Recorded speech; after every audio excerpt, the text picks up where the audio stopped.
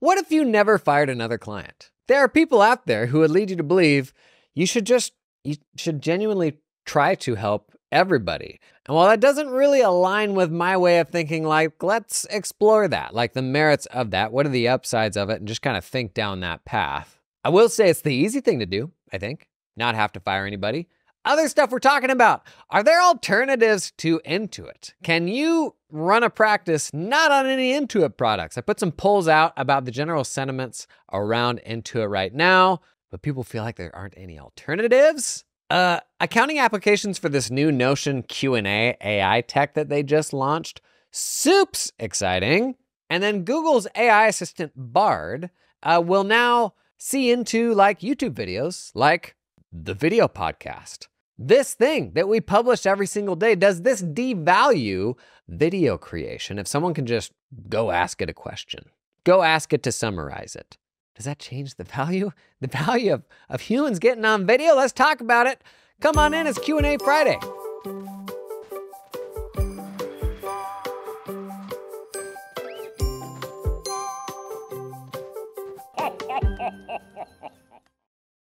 I hope your Friday is going as well as mine is.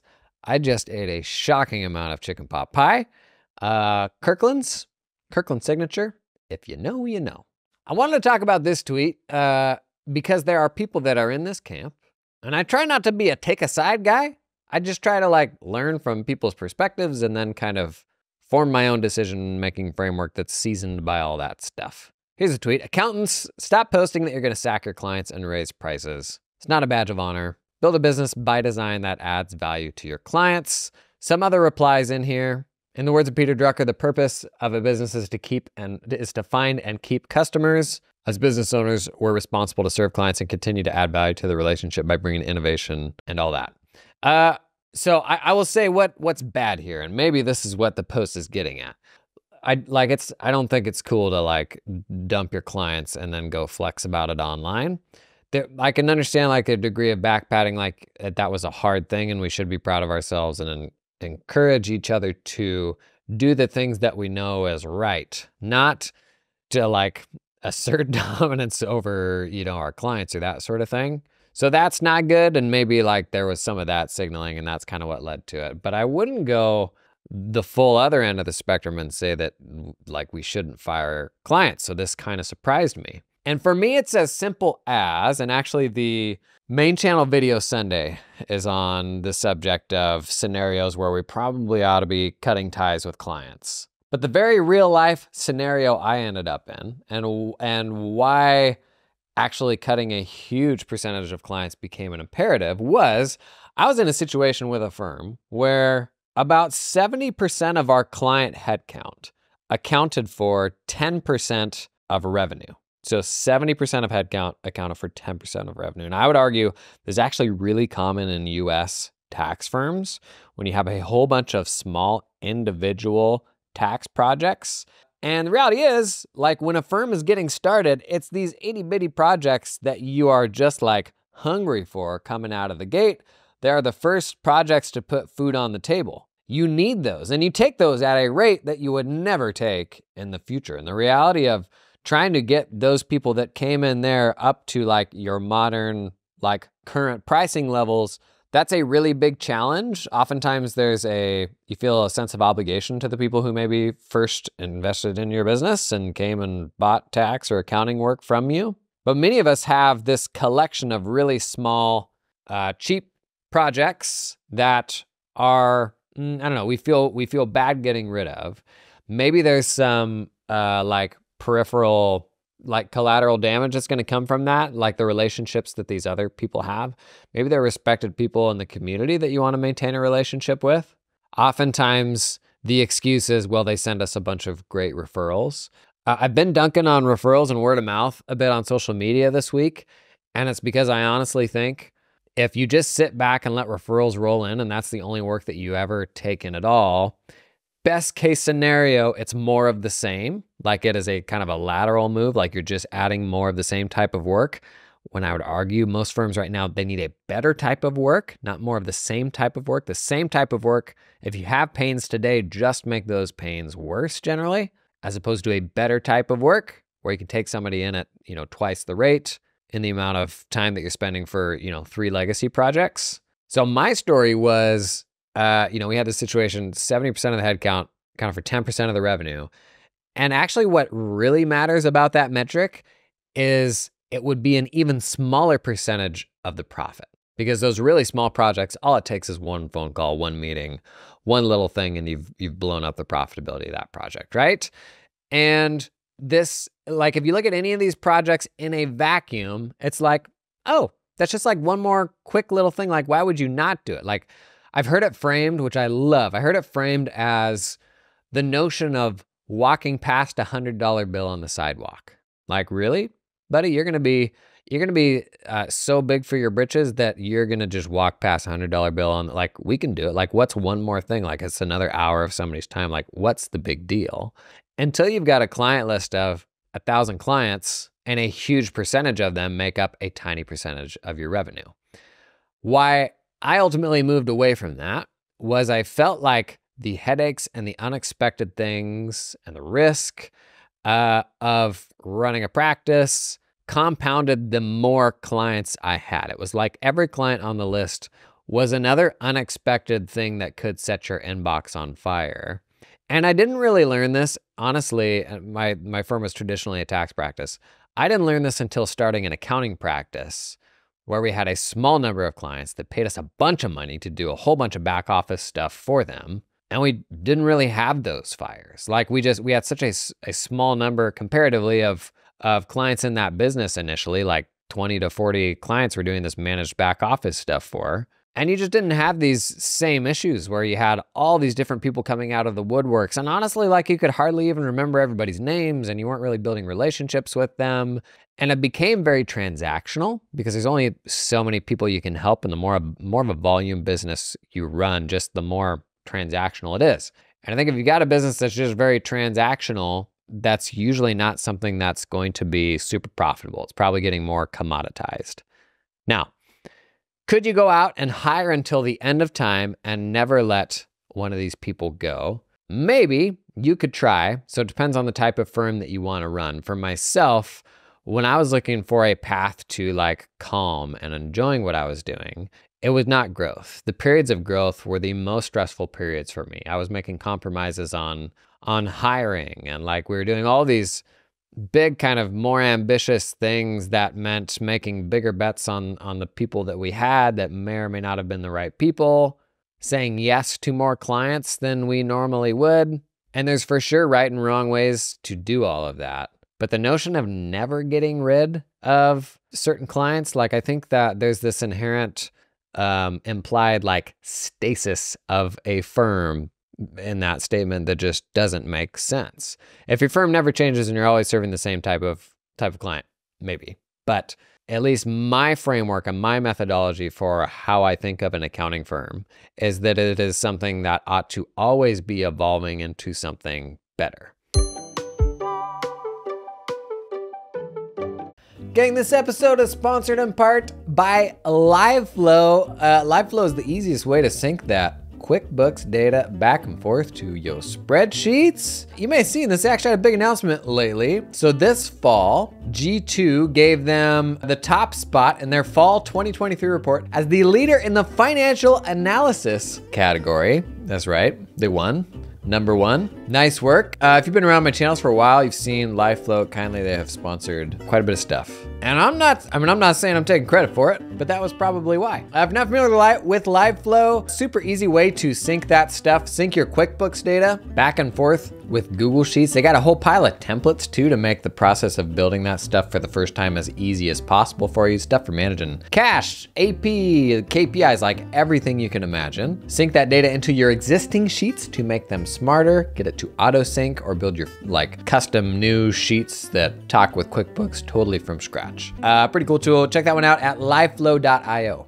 This episode is sponsored in part by Copilot. I don't know about you, whenever I am considering a piece of software, I like skulking the review sites to be like, okay, like, what are people actually saying about this? What's the bad stuff that maybe they're not gonna put on a landing page that might be highlighted there? So I did a bit of skulking for Copilot. I'm looking at Capterra now. 4.9 stars across 19 reviews. Compares it to Monday.com, who has a measly 4.6. Nice try. Stuff that people are highlighting. Real live human being users, what they're saying they love about Copilot, actual quotes. The portal has made it super easy to navigate with clients that aren't the best with tech or have to rely on something like Google Drive to share files. Clients who are bad with tech, hello, never had any of those. The entire team over at Portal is absolutely incredible, wonderful to work with, and very helpful.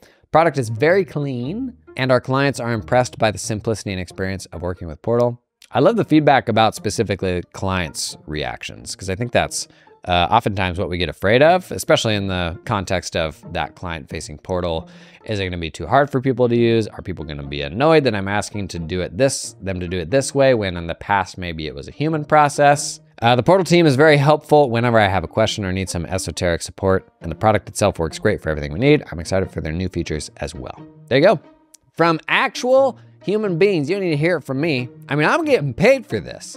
Those people, they're just happy customers, you know? That's Copilot. It is specifically a customer portal, client-facing portal, not trying to do all the workflow stuff, just wants to squeeze the ever-living heck out of building a killer client-facing experience. Learn more about that one at the link at the show notes. I always think about, like, how can I find my next client who will pay as much as anybody that I have now for the work that we do, not like because I'm fleecing them, but because the problems that I'm solving are really, really meaningful. How do I build a new practice by adding one of those clients at a time? And if you're actually progressing like that, and like this is ultimately the path to freedom and solving your capacity issues and your profitability issues and all that, it's just finding people who will pay more for you to do the work that you're already doing. Your workflows look really good when they're at 80% capacity. No workflow looks good when you're over capacity. I think many systems issues are actually just capacity issues. But my approach to firm running is like always evolving. And I think people like to have this element of like service, community service, and like, no, we have this part of our business that's staked in helping these people.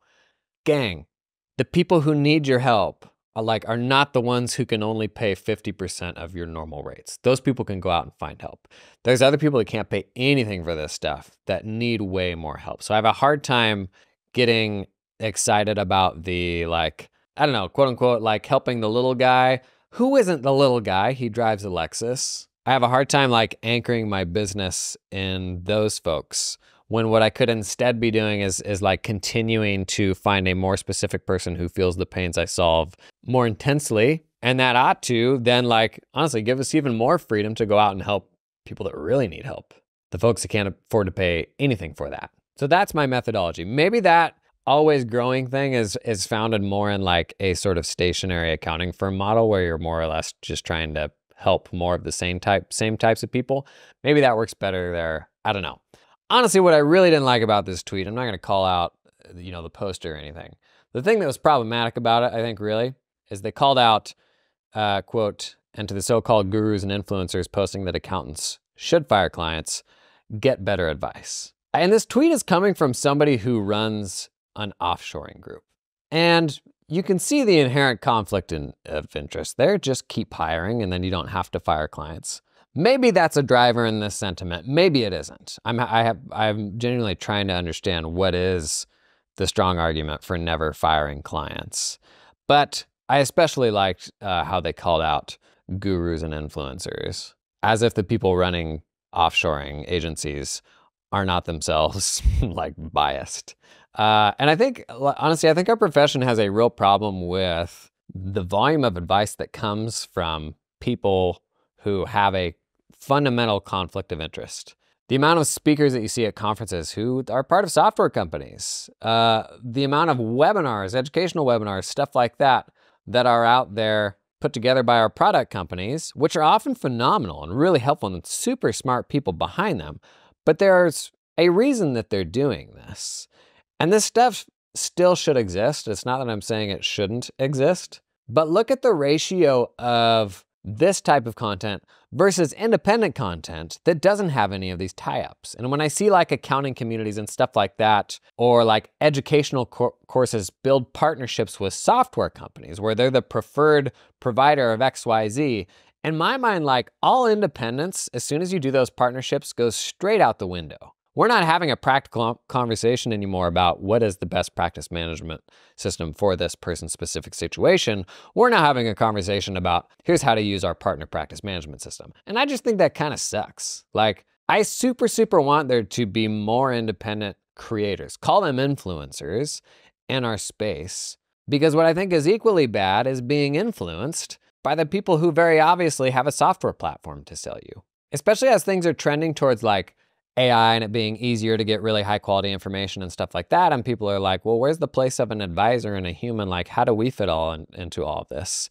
The answer is trust. Like, when you see a video or you see something that looks really real, you see all this stuff that's super compelling and it gets harder and harder to separate what is real from what is not real. What remains is human beings that you have a relationship with that you can trust. And there is no more future-proof currency than that. And it's not to say that product companies and people in software companies can't build trust. They absolutely can. There's brands that have done a great job of this that I adore. But honestly, I think the last people in the world that we should be dunking on are the ones who are like going out and creating helpful stuff for the accounting profession, like Ashley Francis, who we talked with just last week, right? Like these types of people, I want to see 10 times as many of them, practitioners serving practitioners, people finding, honestly, creative ways to finance all of that. For me, that was my accountant community. Finding creative ways of financing what you do that don't fundamentally compromise your independence, like doing a partnership with Intuit or something like that, that just is fundamentally changes the lens through which you have to speak, right? I would love to see way more people doing that. I get super excited when I see people starting to lean into like full-time creator stuff in our space. I'd love to see more people do it. Okay, couple polls that I put out on Twitter the other day, like not anything like trying to poke the bear or anything like that. What I wanted to capture was just like, without leading anyone in a specific direction, like what is the general consensus on Intuit these days? Because you get people in very different camps. Like you go to a QuickBooks Connect and it's like, honestly, it's a ton of people who love QuickBooks and Intuit, but is that representative of accountingdom as a whole? This is a probably very US specific thing because QuickBooks and Intuit means something very different in the US than the rest of the world. But two polls that I put out there, I said, accounting and tax pros, what's your sentiment on Intuit these days? And what's the biggest thing that made you answer the way you did? 38% said dislike Intuit, 22% said strongly dislike. So about 60% of people were on the dislike side. But then a follow-up I asked, in what direction has this trended over the past 5 years? 81% of folks answered that it had trended negatively. And a lot of folks in the comments, you've got Intuit stans, people that love Intuit. That's fine. You've got people on the other end of the spectrum that are like mad at Intuit for trying to make money. Reality is Intuit's a publicly traded company. And so if there's a path besides working with advisors that's going to lead to them making more money, like can you blame them? They're making killer consumer products.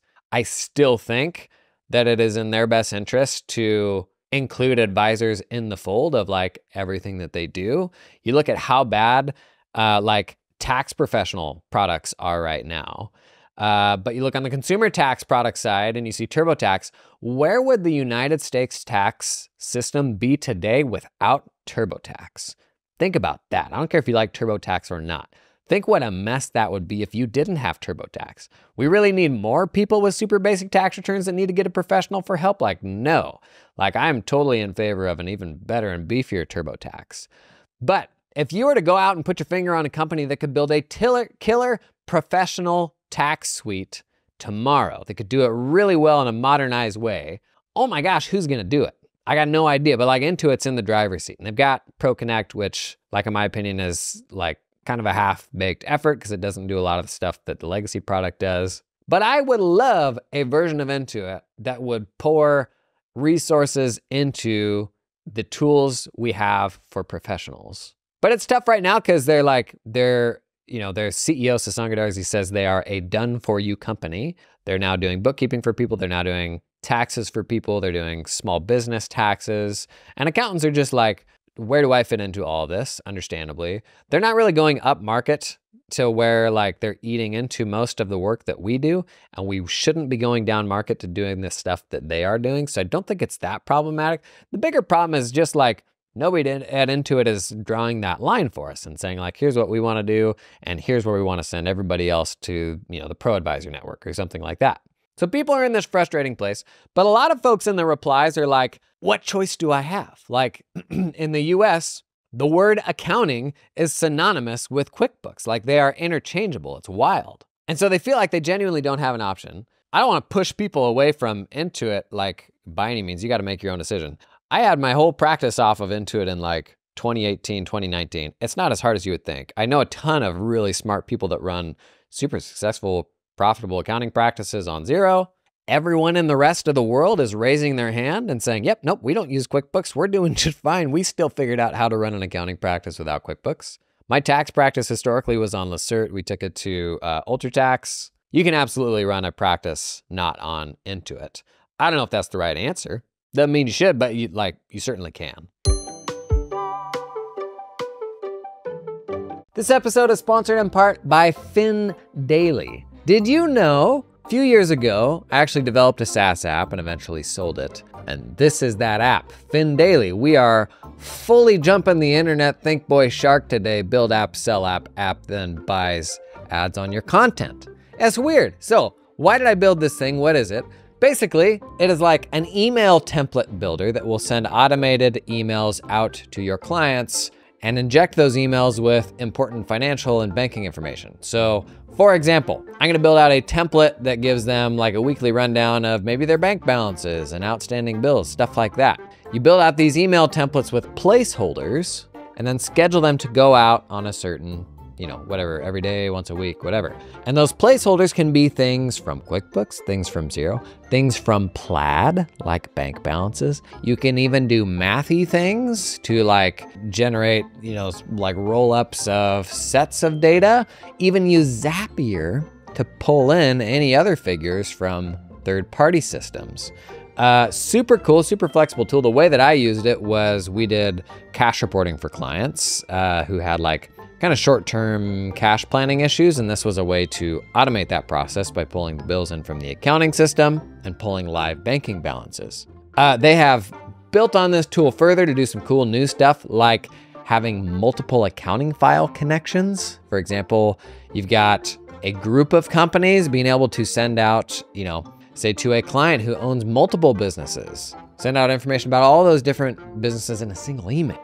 All on an automated basis because it fetches stuff from the API right before the email sends. Pretty cool. It's called FinDaily. Check out the link in the show notes to learn more. This episode is sponsored in part by the fine folks at Cloud Accountant Staffing. Do you hire accountants? Bless your little heart. Not the best part of the job, in my opinion. Not something I ever enjoyed. Well, listen, you can build your accounting dream team with talented offshore accountants in the Philippines that work 100% full-time for your firm. Their accountants aren't freelancing or contracting for multiple firms. They're all yours. They work exclusively for you and are incentivized to stay with you and your team long-term. They're not gonna get swiped. Cloud Accountant Staffing is 100% dedicated to the accounting industry and founded by a former accounting firm owner that understands your business, knows your pain points. They had to hire some accountants and they said, you know what? We're gonna build our own pipeline in the Philippines. Gonna pull in some super talented people and then open that up to other firms. Basically, that's the story. We've been talking a lot about staffing, building more resilient staffing pipelines for your firms. I had staff in the Philippines, totally red-pilled me to oh geez, we need to globalize the way that we get our work done. Check these folks out. Link in the show description, cloudaccountantstaffing.com. Okay, this Notion, this new AI release from Notion, they have this, something they call Q&A, which basically means you can chuck any old question into Notion and it will answer the question for you, like an AI chat interface will answer the question for you based on all of the data that is in your Notion. And this is something I'm so jacked about. From our January 1st AI predictions for the accounting profession, this is something we've been hammering on specifically for practice management systems, where if you are going to be the system that holds all of my accounting firm data, my emails, my projects, my tasks, my files, everything, if you're asking me to put everything onto that platform, you better do something useful with it. And this is an example of something that can make practice management systems so much more useful because they have all of that data. This is not to say that this is easier or a trivial thing to do, but we've had the tech to do it all year. The tech has kept getting cheaper. And I really want to see them like starting to take steps into this sort of thing. So you think of all of the questions that you have to research across your file management, across all these different things. What am I waiting for Jim? Did Tina ever reach out to Steve? What are the open projects for Tom? I mean, there's a million different examples of this. Q&A type things where our practice management systems could be a killer resource. I've talked about how like generative email replies are kind of the holy grail of AI applications for the accounting profession. Ones that generative email replies that can take into account everything in the practice management system. It can suggest based on all the data that it went and fetched, like, oh, I see he's asking for a 2021 tax return. I went and got it. Here's the suggested reply with the file attached. Stuff as simple as that. It was like going to be a massive time saver due to the fact that we spend a huge percentage of our time in the email inbox. But this whole like Q&A functionality, this like sits kind of hand in hand with that sort of email reply assistant. The idea that it can fetch helpful stuff to build your reply. Maybe there's just a standalone interface where it literally is you chuck a question in there and it tries to answer it with all the information in the PM. But the biggest thing that I think this Notion release does is legitimizes this as a path for folks to develop down. So this whole chat assistant has now been like, is almost like old hat now, right? Like that's what everybody launched. Salesforce goes out, they do a chat assistant on your data. Amazon this week announces, oh, now we have this chat assistant on your data. Intuit announced Intuit Assist, and they haven't actually shipped it yet, but it's like, oh, now you can chat with your data. And it's like, okay, maybe that's useful. I don't actually know if it is or not yet. But the fact that people are doing it makes people invest in that. Digits did that as well. So like a chat assistant for your QuickBooks file. And I actually think for business owners, like that is pretty useful. I don't think it's really useful for the advisor yet, but for business owners, I could see them getting into that. Now, in terms of like another AI sort of shift to normalize, I would love to see specifically this Q&A application like get more traction. Specifically through the lens of how accountants work. I don't know that accountants are generally sitting there saying, I wish I had this like assistant who could help me go put this thing together, as much as I know what I need to do, I'm just missing information X. Can you go fetch me information X with all the context that you have? Like that Q&A application, I think, feels much more tangible than just the generic assistant kind of application. Very excited about that. I mean, I think that makes sense. That's a much more practical example of like a chatbot being useful to me than just a general assistant. Assistant almost feels too general these days. Okay, last thing I wanted to touch on, Google's chatbot, Bard, can now let you like chat with videos. So like not even on YouTube, you can just give it a link and like have a chat with a video. On the one hand, super cool. You can, and there's like no length limitations on those videos. You can ask it to pull something out immediately and like give you the concepts around maybe a specific part of the video without having to scrub through the whole thing. And that's super helpful, super useful. But kind of the backlash to that has been like, what the hey, man? If I put all this work into putting this video together and then this thing's just gonna make us this transcript for it on the back end and then just chat with people about my transcript, why did I just put that entire video together, right? And it's a fair question. Like everybody's gonna have, I don't know, different preferred ways of consuming information, but I mean, let's keep it as simple as this podcast. Let's say I put out a 40-minute version of this podcast and somebody's like, do I wanna listen to this or not? I'm gonna go out, like, what are the 10 main points of this podcast? And you see, and you're like, maybe I'll just catch the next one. Is that a bad thing for people making videos? I don't know. Like, my answer to that is, I think these days, and AI is pushing us this way even faster. These days, there's a difference between information and relationships. Information will continue to get easier to access, but human beings will still crave building relationships with other human beings. In fact, I was listening to an interview this morning, some people in a band, and they're talking about AI music. And they made the point that they have a really hard time seeing there ever being like fandom around AI music, right? But are human beings going to stop going to concerts and getting super into Taylor Swift? Going to a Taylor Swift concert is a shockingly inefficient way to listen to Taylor Swift's music compared to going to Spotify, not having to drive to a concert, not having to sell my children's body organs to be able to get a ticket. And so I think we're just kind of seeing a divergence of consuming content for information versus consuming content to learn and build a relationship.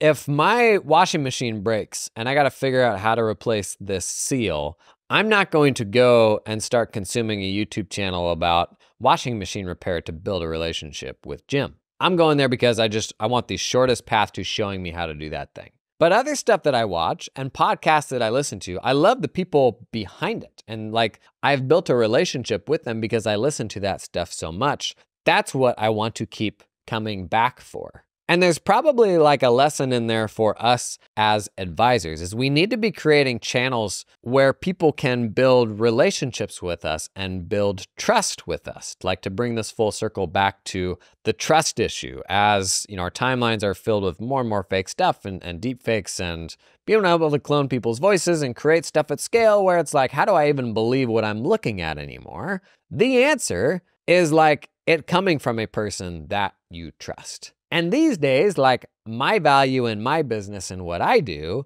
is like, I am almost like, what's the right way to put it? I'm a broker of like attention, right? Software brands, everybody wants people's attention. And one way or another, I have found how to get people's attention in a way that like brands can't. And that's a combination of people feeling like they can trust me. It's also a whole lot of being useful for years, like longer and more consistently than any of these other people have, who are like, why can't I get engagement on social media? And this is like, you know, the future of media, and AI is actually pushing us there even faster, I think. Because it's driving a bigger wedge between what is just like seeking information versus what is like seeking, you know, human relationship and learning from somebody that you look up to and just enjoy engaging with, right? Like, we all have those people in our life. We go back, we watch everything that they do. New movie comes out with them in it, and it's like, I don't really care so much about what the movie's about, but I want to go see that movie because I'm like, I just enjoy that actor so much, or that director, or whatever it is. And the opposite of that is stuff that is transactional, right? So if they're just coming to you for information or to get something done, the reality is I think that stuff is going away. So like, if there's a lesson here for running accounting firms, think about your own consumption habits. Like, what are the things that you're into that you'll keep going back to? And are you creating those channels for the people that you do business with? Or is everything that you just do transactional? Do they come to you to do a job for them because they have to have somebody do that job? I think the coolest, most innovative stuff I'm seeing now from firms is when people are even thinking outside the boundaries of the current client list and starting to create things that people can engage with, leaning a little more into one-to-many service offerings like mastermind groups, stuff like that, digital products, rather than exclusively doing one-to-one work. There are so many amazing personalities in accounting that folks want access to. And I know that they want access to it because when they sit down and they have a meeting with you, you blow them away, right? Like, they feel so taken care of by you convincing them of how capable you are. And like, they're like, when you actually sit down or you have a phone call with them, they're like, man, I picked the right person. And so that exists within you. The question is, how are you putting that out into the ether for people to consume it, for people to learn from it when you sleep, and to like start building that relationship in a much higher resolution way than meeting with somebody once a year, once a month, or once a quarter. I see people still wanting to buy from people, especially when it comes to hard stuff like tax and, you know, figuring out insights about what the numbers in their business are telling them and that sort of thing. But you got to give them a channel through which they can build trust with you, right? Not like a YouTube channel necessarily, but whatever that is, a podcast, like seeing you regularly on social media. Like, you have to start creating a place for people to build trust with you. And before you know it, you're going to be one of those influencers, those gurus, those charlatans, right? Something to aspire to. Hey, thanks for coming and hanging this week, and I'll see you next week.